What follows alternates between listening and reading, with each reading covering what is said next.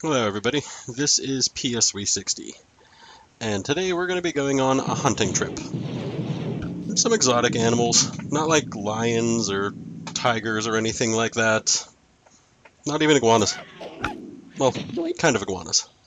We're going to be hunting for dinosaurs. Well, we're not going to be able to do that alone. This will be our guide. Tall Set, Native American thrown through time and space, and current bearer of the mantle of Turok. Let's get started.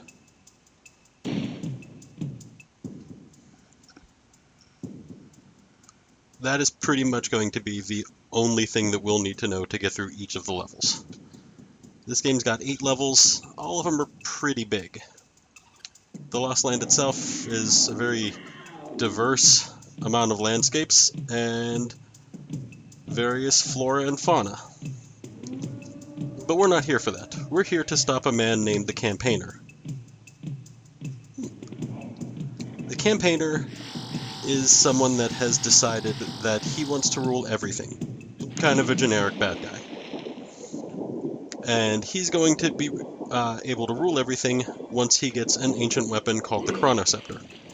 It's our job to stop him, but we're not going to be able to do it with the piddly little knife and bow that we've got. So we're going to need to upgrade our arsenal a little bit. Starting with this pistol that we just picked up earlier. And we're going to meet one of his soldiers right about now. They go down easy enough. Oh, this is one of the keys that we're going to need. Apparently it's filled with something refreshing. I don't know what he just drank out of it. The Turok series was always known for its large arsenal and very imaginative weapons generally. Granted, all we've got now is some of the basic starting gear. It'll get bigger by a fairly large amount the further that we go into the game. Oh, there's one of the dinosaurs we have now. Take quite a few more shots than the regular soldiers that we've seen up to this point, who take 2 bullets. Heck, we can even go as far as single shot with a knife. They're not exactly the hardiest of soldiers, but they're the starting enemies of the game. Exploration is one of the main things that you're going to need to keep your eye on in Turok. There's lots of little hidden nooks and crannies, some of which are clearly labeled as climbable walls, like you just saw here. Others are a little bit trickier to spot. Like that one.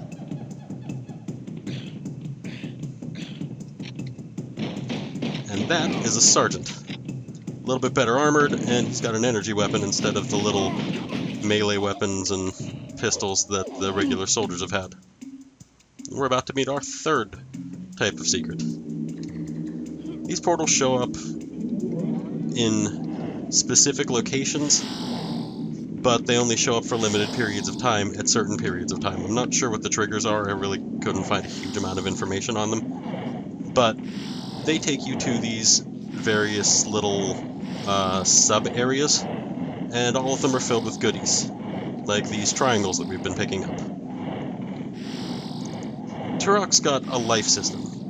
Since it was done on the N64 and quick saving and quick loading, I guess weren't something that they were well versed enough in for the N64 to be able to do it. I mean, you can still save your game, but it's not as prevalent as, say, something like Doom.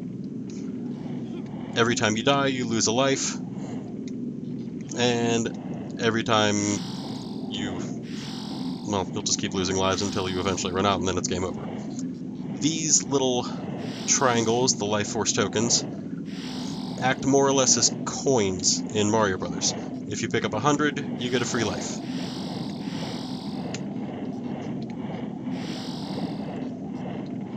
Narrow pathways are something else that are going to be very, very common in Turok.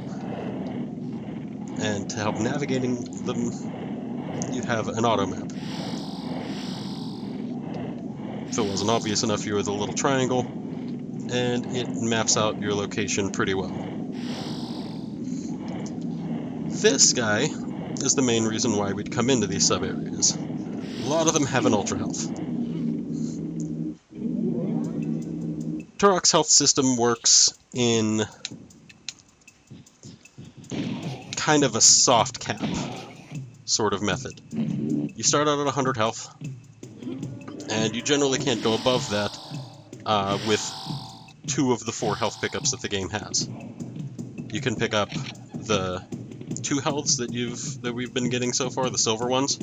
They'll take you up above 100 at 2 points per time. And the ultra health will take you above 100 at 100 points per time. You get a maximum of 250, which we've just hit. There's 2 other types of health pickups that we haven't seen yet.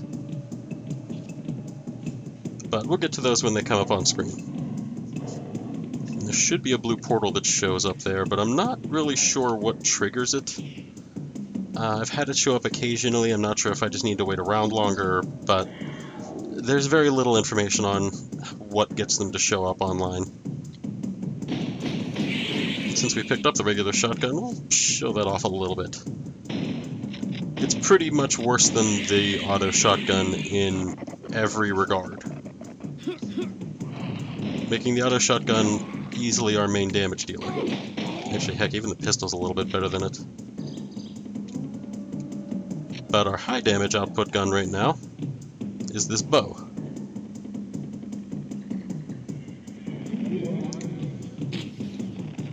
Which, this guy's taking about 3 arrows to kill, but if we pull it back, you'll notice it flashes white. If you let the arrow loose as it flashes white, you'll kill an enemy in 1 hit. Some enemies are just flat out immune to arrows. But we're not going to see those for many, many levels.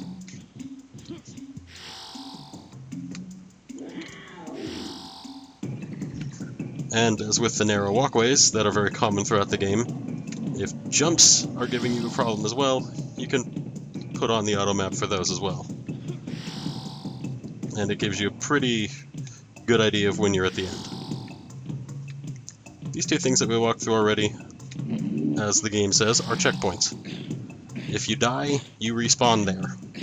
You lose a life, but you can pick up pretty much from right where you left off. Ooh. The game's just tossing new weapons at us.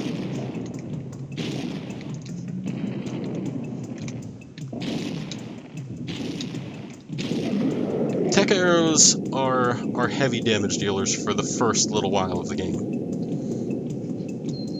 as evident by the fact that we just did some heavy damage to that guy. We'll see a lot of them. That's a purlin. They're some of the game's bigger enemies.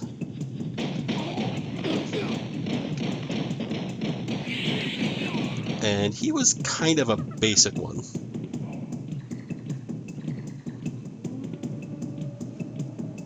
There we go. Another portal shows up here. And we're in the second of the 2 for the world. Each world has 2 of them that can spawn in. Whichever one you get first is fairly random, but you can't get the second one if you haven't gotten the first one. And the only way you can get the second one is if you've picked the first one pretty clean. Let's get rid of that before it gets too horribly in the way.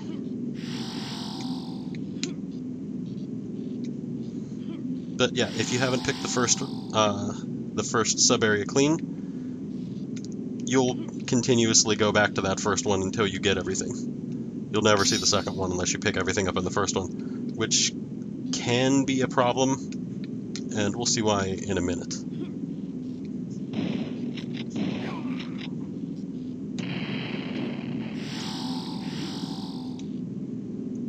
First, we just gotta clear the path a little bit.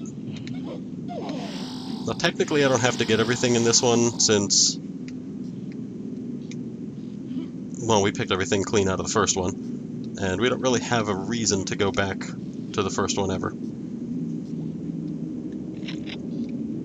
This is where the issue comes in. These are 25 health, and you can't pick them up if you're already above 100. They'll only take you back up to 100 health.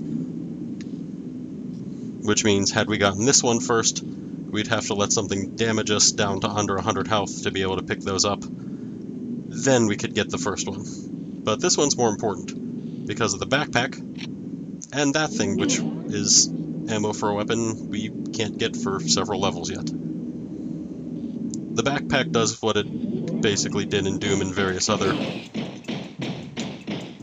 first-person shooters, in that you can carry double the ammo.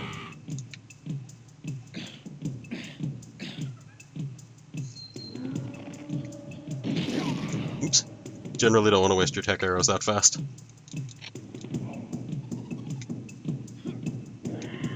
It's usually a good idea to keep some of your heavy weapons until you get to some enemies that are a bit bigger, like that Perlin. Later enemies will just flat out be immune to regular shotgun shells and regular arrows. This is where we're going to be ending the first episode at. It just lets you save your game.